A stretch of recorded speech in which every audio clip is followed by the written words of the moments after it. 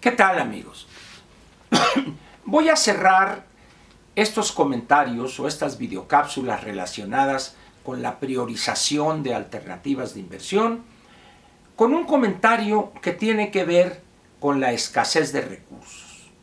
En las dos videocápsulas anteriores hablé, en la primera, de la priorización desde el punto de vista de la burocracia o del funcionario, en el segundo, desde el punto de vista del potencial beneficiario de un proyecto o de otro, y hoy hablaré de algo que no me cansaré de repetir, que es: no hay dinero y no habrá dinero. ¿Para qué? Para todos los proyectos que beneficiarían a todos los mexicanos. Muy bien. Una de las primeras cosas que debe aclararse es la siguiente.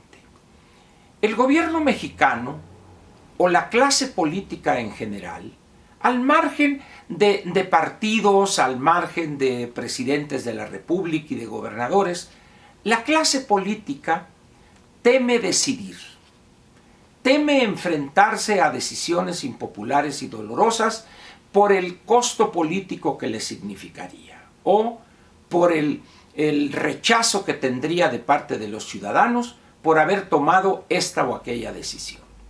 Dicho de otra manera, en el ejercicio de la gobernación no hay decisiones inocuas. Traen grupos contentos, pero también genera grupos de descontentos. México tiene quizá el mayor problema de las finanzas públicas en los sistemas públicos de pensiones. Seguramente está usted enterado que hay dos formas de pensionarse. No sé si usted tenga la edad ya para pensionarse o ya es usted un pensionado. De serlo, eso significaría, y me voy a concentrar en la parte de trabajadores y empleados en empresas privadas. Lo del sector público se cuece aparte. Vamos a concentrarnos esta vez en las pensiones para el sector privado.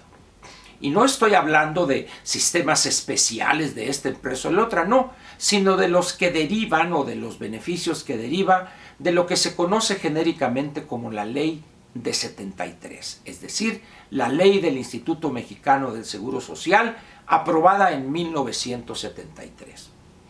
Esta ley cae dentro de lo que los especialistas llaman sistema de reparto, es decir, millones de trabajadores aportan una cuota y esa gran bolsa que se forma se reparte de acuerdo a los requisitos que la misma ley establece para quienes han cumplido, sea el número de semanas cotizadas, los años que tenga de edad, etcétera, etcétera. Cosas que seguramente usted conoce mejor que yo. Hay una serie de elementos técnicos que se combinan si usted es soltero o casado, etcétera, etcétera. Pero al final de cuentas, este sistema de reparto es un sistema que tiene un desvío o un sesgo favorable al trabajador. Otros llaman que es un sistema injusto frente al sistema de cuentas individuales. Pero dejemos eso para un comentario posterior. En 1997, cuando en el gobierno del presidente Zedillo se ve que es insostenible ya aquel viejo sistema de reparto, basado en la ley de 1973, en ese momento se buscan alternativas y la que había única, por así decirlo, era la cuenta individual.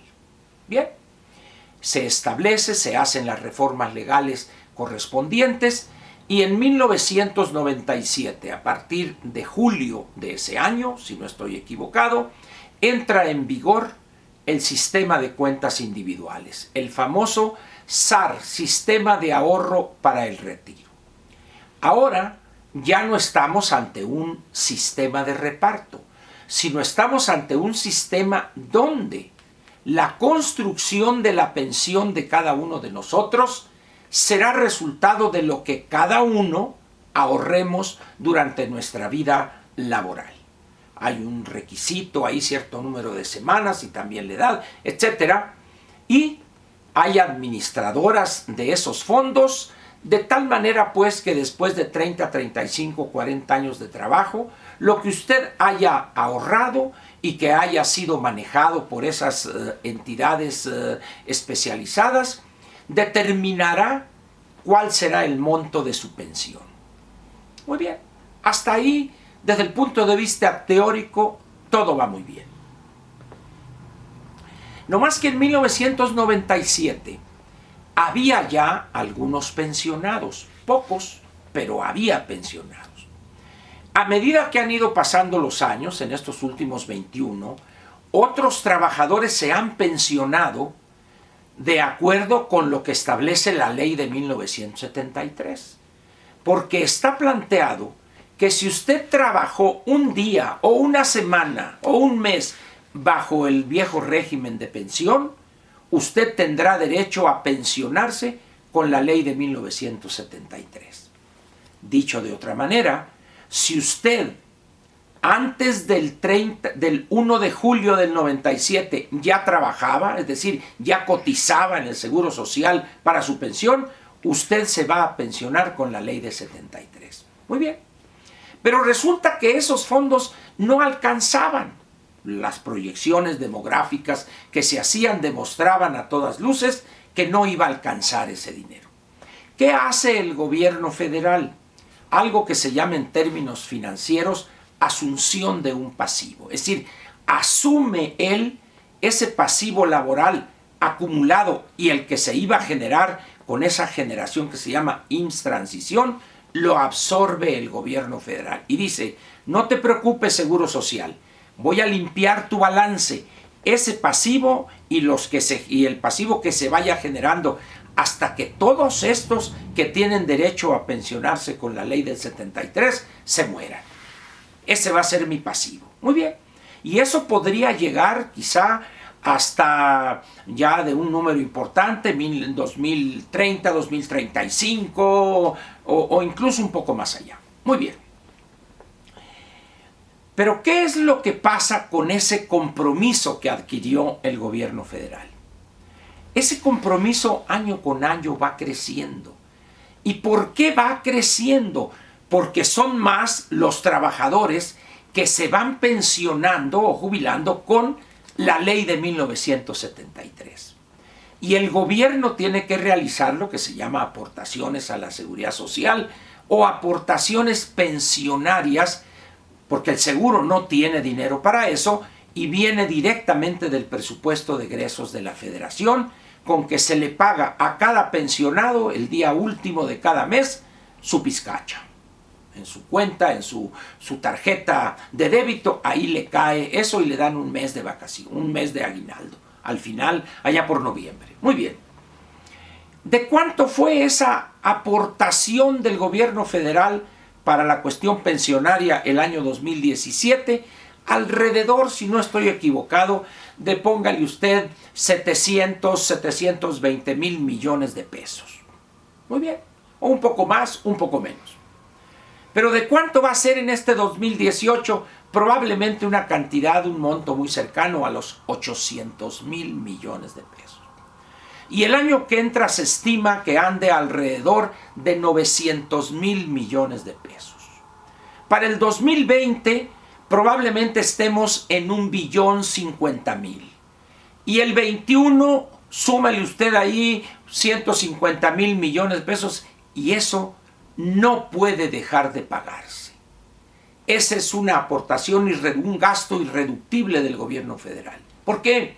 Porque hay millones de trabajadores que tienen derecho a pensionarse con aquella ley del 73, bajo el viejo sistema de reparto, y el gobierno federal asumió en 1997 esa responsabilidad. De tal manera que no puede decir, no, pues no tengo dinero. No puede el gobierno federal decirlo.